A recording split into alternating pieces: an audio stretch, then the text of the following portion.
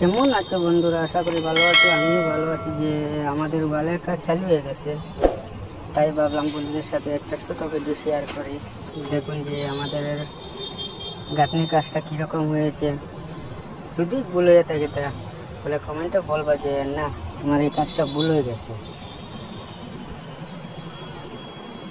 যে কোনো টাইমে মাথায় রাখবা এটা, যে ইটের যে জয়েন্টটা আছে, এটা আমাদের লিফট,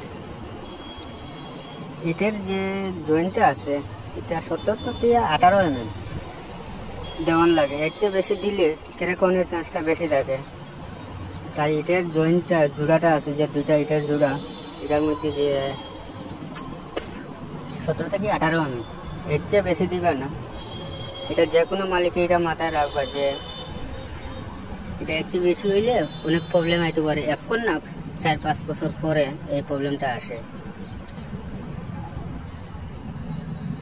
যে আমাদের এটা 2400 স্কোয়ার ফুটের কাজ, ছাদের মধ্যে 2400 স্কোয়ার ফুট হয়। ওই যে ইটার জোড়া যেগুলো আছে